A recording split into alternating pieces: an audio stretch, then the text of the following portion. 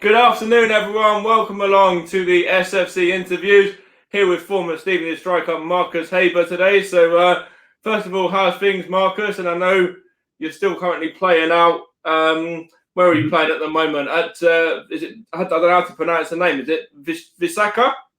Yeah, that was pretty good. Yeah, Visaka. So I'm playing in the top division in Cambodia, and like you said, the team's called Visaka FC, and it's located in the capital city of Phnom Penh. So that's where I'm living. Season hasn't really started yet. I think we've played one game and then got postponed because of COVID problems. We've recently had a bit of a spike in cases, so the government's kind of shut everything down for next few weeks. So it's frustrating, but nothing you can really do. Okay, and of course, let's jump into your time at Stevenage then. And you were signed. What was it, 2012, I believe? And so, what was it about Stevenage that made you want to make the move across to the Lamek Stadium and fly your trade over in Hertfordshire? It was just a good opportunity at the time. I just finished playing in Scotland the year before in the SPL. So that was my first consistent run of games playing first team football. And I'd been offered a new contract at St. Johnstone, but Stevenage came with a slightly better offer, and I was just interested in living down south and sort of experiencing that part of the world and being around London. Yes, Stevenage had just come off a deep playoff run. They had a good FA Cup run as well the season before. They were rebuilding a new squad at the time, and it was just an exciting opportunity. So it was kind of a no-brainer, for someone 22, 23. It was my first, taste of football in England. So it was a good opportunity, and I took it. And of course, you mentioned about the club just having a good playoff run just before, and even a couple of seasons before that, had just been promoted out of the conference and out of League Two as well. So, what sort of, how much was all of that playing in a factor in you signing for the club?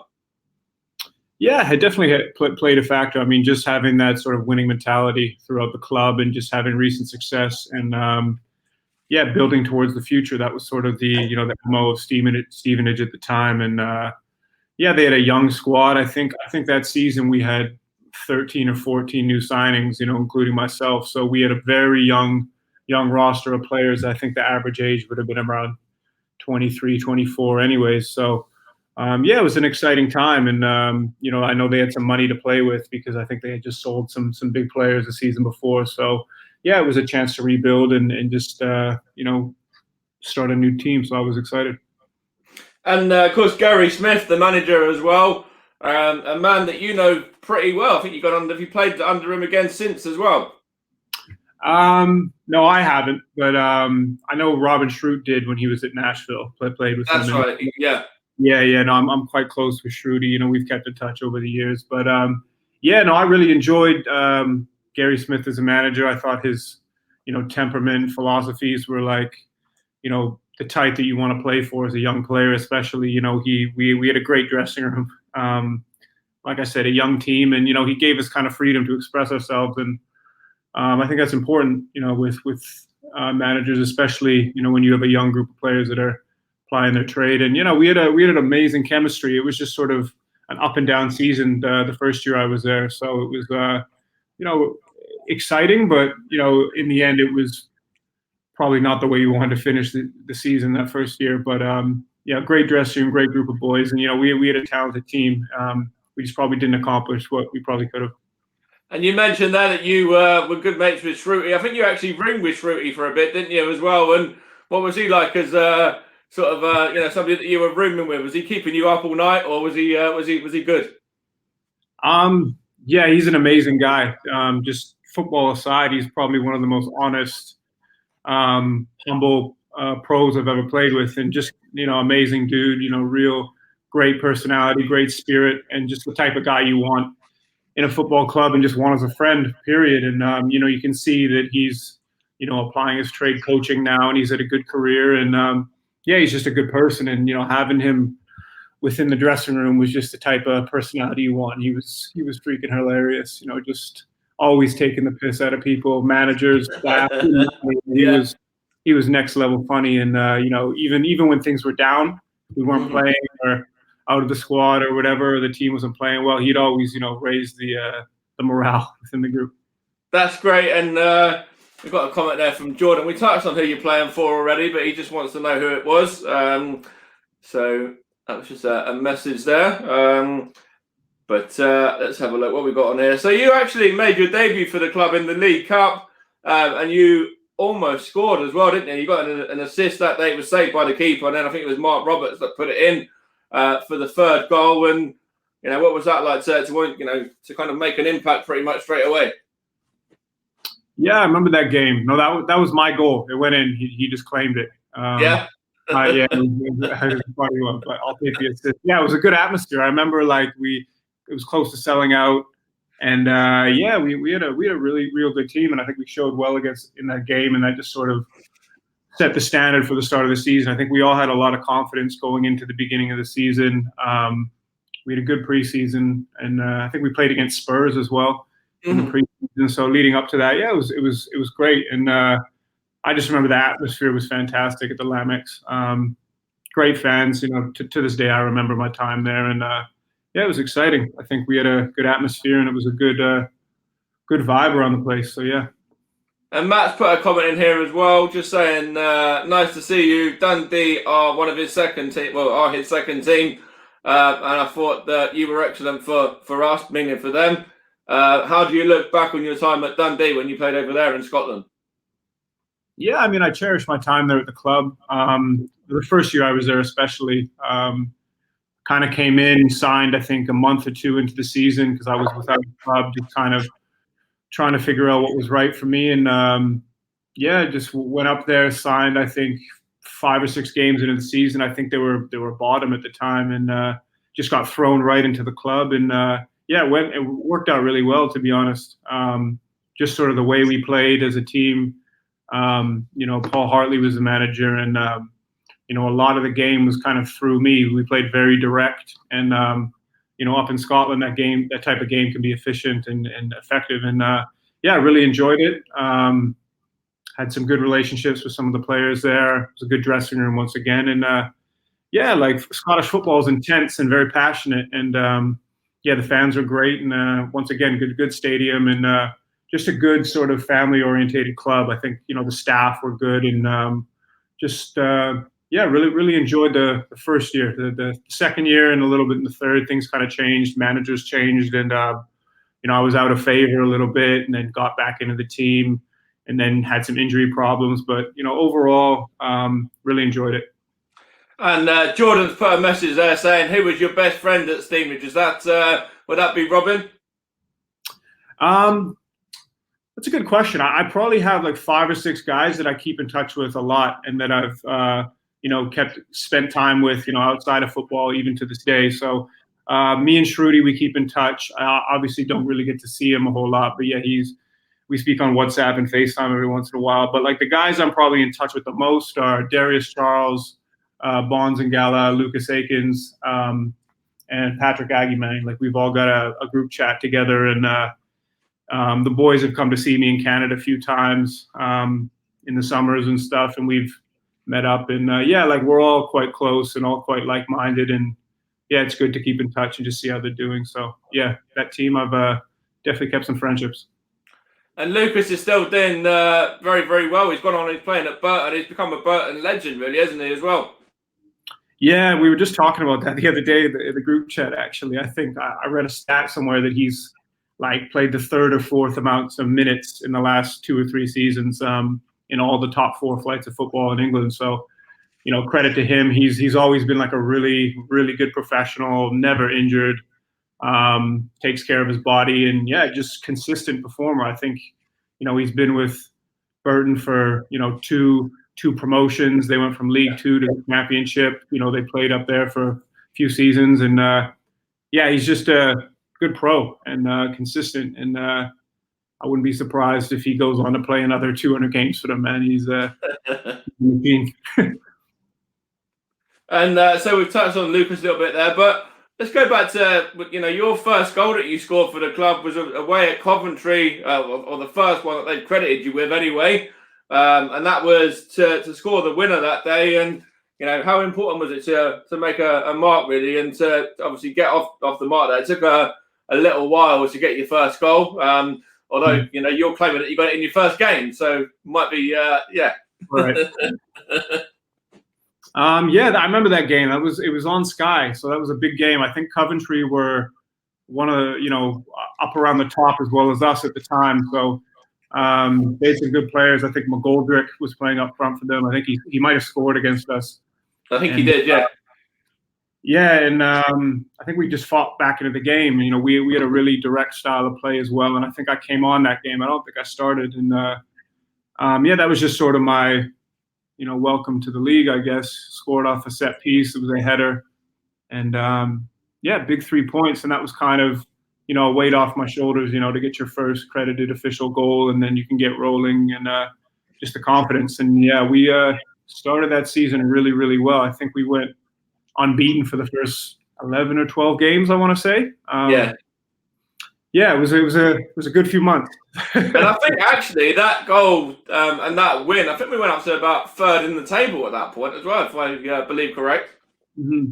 Yeah, like I said, we started really well, and yeah, we won some games late. I think a lot of those games were kind of 90th minute, 85th minute goals, equalizers or winners and stuff. And yeah, that was just kind of our mentality. We always felt like we could score goals, and we had a very well-rounded attack.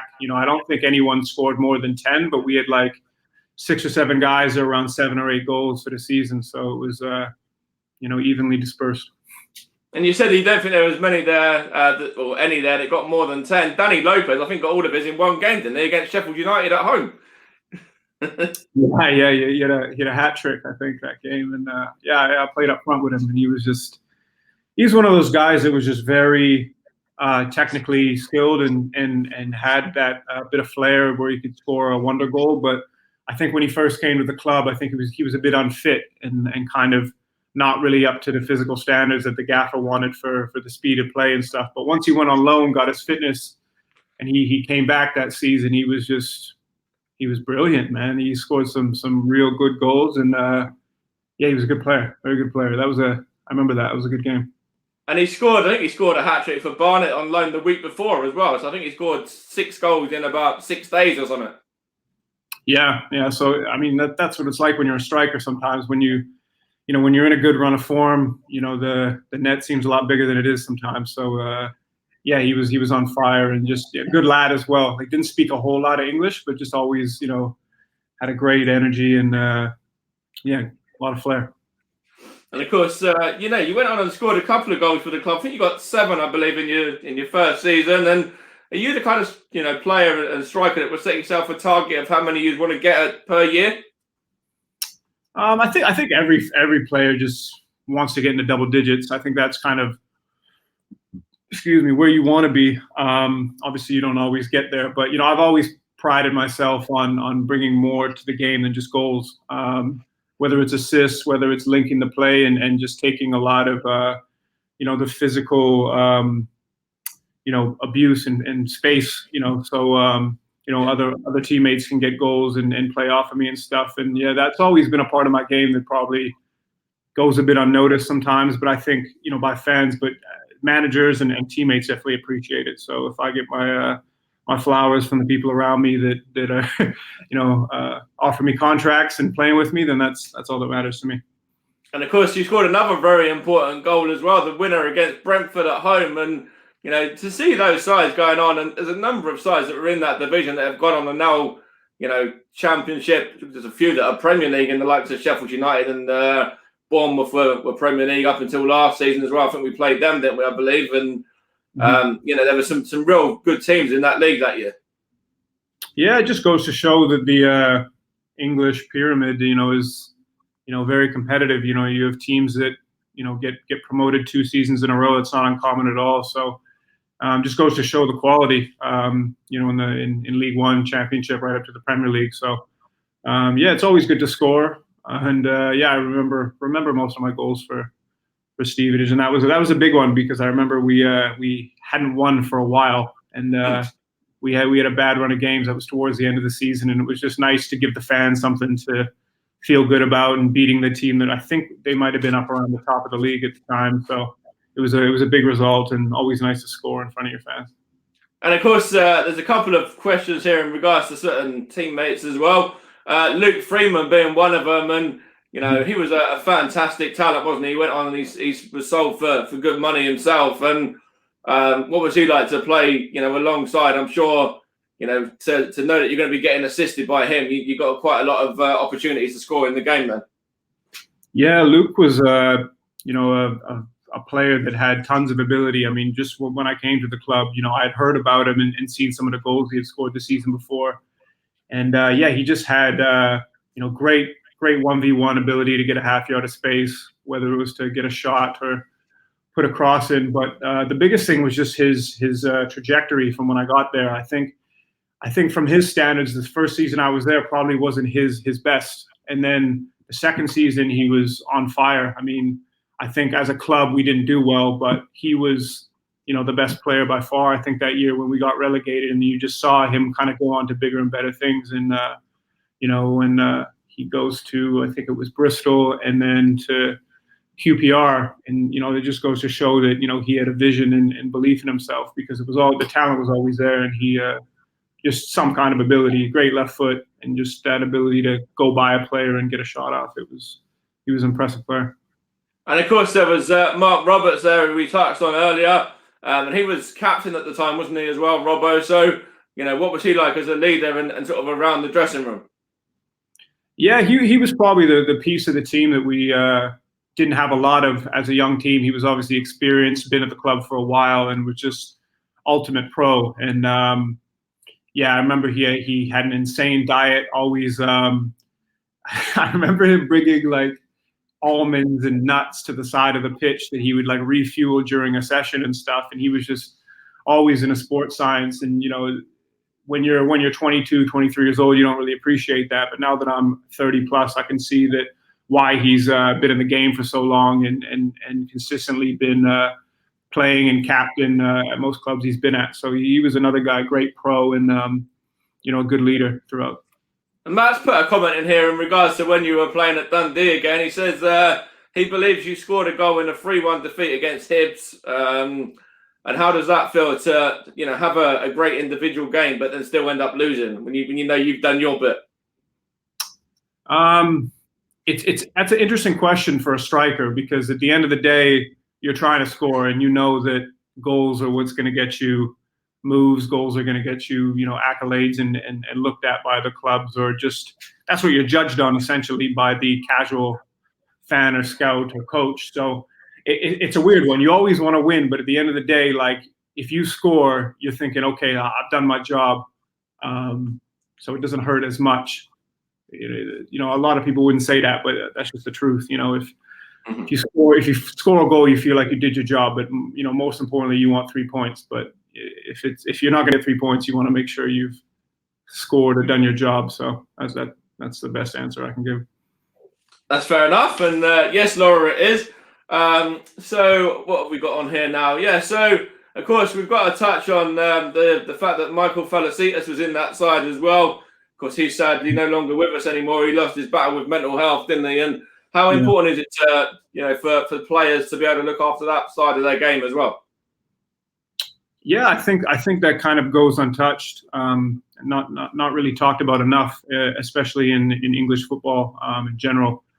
I think if you ask most players who have been in football at all, they'll tell you that they've had battles with themselves and been in dark places, because at the end of the day, like it's difficult to play in England. It's difficult to go through the stresses and the personal battles, because it can be tough. You got to have thick skin, and like especially in football as well. Like if you're in a place where you're playing football and that's your identity as a person, and if you get released or you're without a club, you can lose yourself sometimes if you completely put your whole makeup and being into football and sort of lose yourself. So I think it's important to just be able to be transparent and have a good core group of people around you, and just as men being able to talk about when you're not okay, and just having a group of friends and family that you can open up to and be a bit vulnerable sometimes. And I don't think that's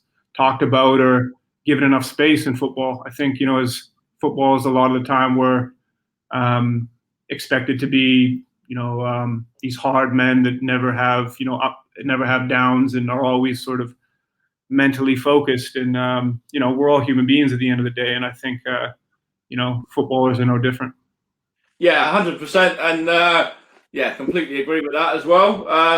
And of course, you also played in there alongside Robbie Rogers as well, who's also had his own difficulties and his own things to overcome in football as well. And how important is it for, just complete equality in the game now?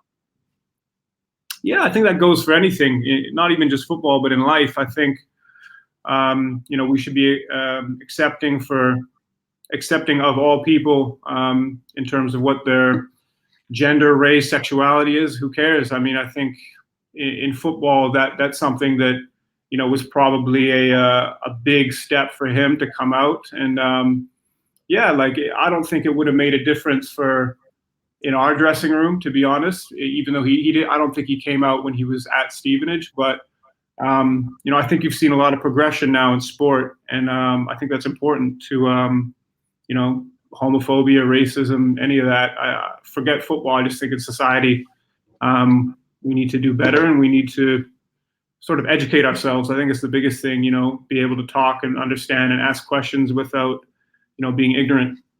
Yeah, 100%. And Laura's put a question in there as well, saying, what was your best memory from your time at Stevenage? Best memory? I'm trying to think. That's a good question. I think that you touched on. I think the Brentford at home was probably up there, just because it was at the end of the game and we were on a bad run of form, and it was just good to sort of do that for the fans. That was a good moment. And I remember my second season when we played against Everton away. In the Carabao Cup, I think it is. Yeah.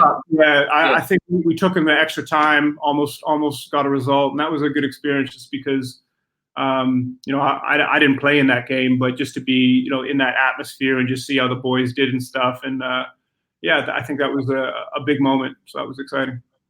Okay, so there were some really good games. The Everton one, I think we did we play them twice that season? Did we play them in the FA Cup and the League Cup as well? Yeah, I think you're right. Yeah. Mm-hmm. And then we've also, what have we got on here? So we touched on that Capital One game, and of course we knocked out Ipswich, another Championship side to get there as well. And we also knocked out Doncaster in the FA Cup, and then I'm pretty sure we played Everton twice in both competitions after that. Yeah. Mm-hmm. Yeah. I mean, it's always nice to get a result in the cups against a team, that's a division above you or with a bigger budget and stuff. And that's kind of, what the cup's all about. I think, just giving the higher divisions a sort of, a bit of how you doing, like we can compete with you and anything can happen, so that's what it's all about for sure.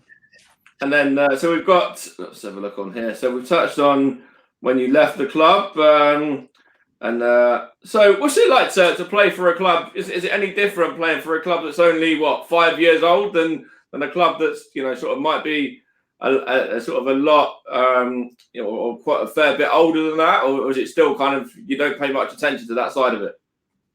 I mean, I think you can't really compare clubs that don't have a history and do. I think there's the UK and England is just a different animal in terms of culture and fan base and just overall support. So you have that deep-rooted history and just that investment from the community and the club, so that you can feel that right when you arrive. Here, it's still exciting because football is the biggest sport here, and they do love their football. They're very passionate about it here in Cambodia. And yeah, they make a big deal about it, and it's cool because with the roster rules here, you're allowed 5 foreigners in each team, so it's kind of like you have a very like eclectic mix of players, management, and staff. So you're having players from all over the world mixed in with Cambodians, so it's like a big melting pot of culture. And yeah, I've learned a lot since I've been here, and I've enjoyed the preseason and being able to play games. I'm just kind of waiting for the season to start up again because it's been a really stop-start the last month and a half, but I've enjoyed it. And of course, you play for your country as well for Canada, and got a couple of goals for Canada as well, didn't you? I think you got 3 or 4 goals for Canada. And what's the buzz like around being able to step out and play for your country and have an impact by scoring a couple of goals as well? Yeah, I mean, I always cherished playing for my country. It was always a really, really great experience, getting capped and playing in a couple World Cup qualifiers and Gold Cups is always something that I probably took it for granted a bit at the time, just because when you're in it, a lot of the times you don't really think about what you've just been a part of or what you've accomplished or whatever. But looking back, I'm very proud to be able to represent my country and, like you said, score a few goals against some decent teams. And yeah, got to see the world, see some countries, and play in some stadiums against some players that never would have thought that I would have been in that position. So yeah, definitely always an honor to represent my country for sure. And of course, at the moment, of course, over here in the UK, all of the games are being played behind closed doors. And is that something that you've got a bit of experience in yourself? And what's it like to play in a very important game, but then not have the fans there supporting you as well? Yeah, it was a lot different, a lot more bizarre than what you'd actually expect. I mean, just because I think when you have fans involved, it can give you that extra bit of adrenaline, give you that extra bit of fire. And without that, you kind of have to manufacture it yourself. You got to, dig deep and sort of bring your own atmosphere. And I think it makes the games different in terms of like how they're refereed as well, and how the flow of game can be influenced just by people screaming or yelling. Because a lot of times when you're playing in front of a big crowd, you can barely hear yourself. But with no fans, you can hear everyone. And yeah, it makes it almost more personal, because you can hear people talking, you can have a bit of dialogue with the other team and stuff, and it just makes it, in that sense, almost more personal and a bit more intense. But it's just a different type of atmosphere, really. Like it's more so just all on the players. All right, and then of course, I don't know how much you're following Stevenage at the moment as a club. I don't know if you've been able to follow them upon leaving and stuff like that. And of course, Alex Revell's in charge now. And of course, last season the club struggled and were kept up by a default with Macclesfield and their situation. And this season, Alex Revell has really turned the corner, and the club are in a much better and stronger position. Yeah, no, I always kind of keep track of clubs I used to play with and just see where they're at. And yeah, it's nice to see them sort of turn a corner. I know they had a rough few years there, and but yeah, no, it looks like they've on the right place of getting back into league football, and hopefully in a year or two they can be back up there in League 2 or League 1 where I think they belong. Well, they're currently playing League 2 at the moment, so mid-table League 2. So then potentially, yeah, you never know. With next season, they might be able to push on and get into the playoffs, back up to League 1 again, which would be a great achievement. And of course, the club, have always been very big in the community side of things as well. And they've been very active during the coronavirus pandemic and out there supporting sort of local people around Stevenage and surrounding areas as well. And that's huge as well, isn't it? Yeah, definitely. I think, it's been a tough year for everyone. And, when you have, the club giving support and, reaching out to the community in any way, shape that they can, I think it just says a lot about the club. And Stevenage was always a club that you could see was, close to the communities around them. And it's a club that's easy to root for. So it's good to see that, they're making do the best they can and trying to keep positivity in a tough time. Definitely, yeah. And so we've got, let's have a look on here now. So who were your sort of own personal role models growing up, and what club do you support and follow as well? Well, as far as football goes, Thierry Henry was a player I always looked at when I was a kid and just wanted to be just like him. You know, he was on fire at that time when I was sort of getting serious about football. That was sort of like the Invincibles, that sort of 2001 to 2005. I think he was one of the best players in the world.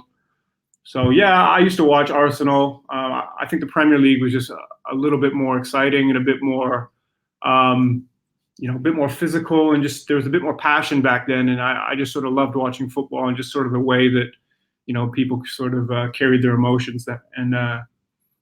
Another sportsman I looked up to was Kobe Bryant, just for obvious reasons. I think he was. I was going to get into that as well, because actually you were quite, as well as football, you're into basketball and baseball as well, and also into your rapping as well, into your music. So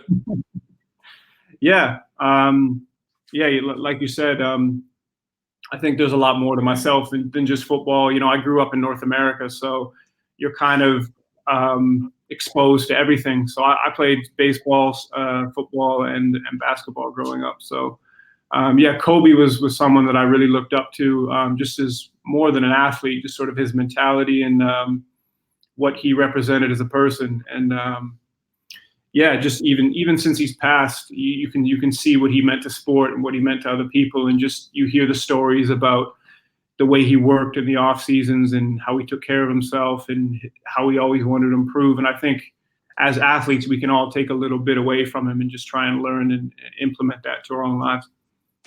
Yeah, definitely. And so let's have a look in regards to that. So we've always put in regards to the football side of it there. We touched on playing for your country earlier as well. So pretty much just one more question, really, and that's in regards to Stevenage, getting themselves out there and recognised now with the deal with Burger King and, going out and improving the stadium now as well to a full capacity. And how important is it for Stevenage to be able to, give themselves the best possible chance of competing against, some of the London sides that are up there, the Arsenals, the Chelseas, the Tottenhams, and likes like that. Yeah. Yeah, I mean, you touched on it. You hit the nail on the head. I think we live in an era where, we need to take advantage of all outlets that we have, whether it's sponsorship, social media, and just sort of all sort of outlets so you can sort of grow your brand and grow the club. You see that in other sports, basketball especially. It's more than just a game. It's entertainment, it's fashion, it's merchandise, and I think football's sort of finally getting it that, there's way more ways to generate revenue and interest in the sport. So it's good to see Stevenage taking advantage. All right. And of course, you're still playing, as we touched on earlier. So when's your season going to be starting again? Have you got any ideas or? That's a good question.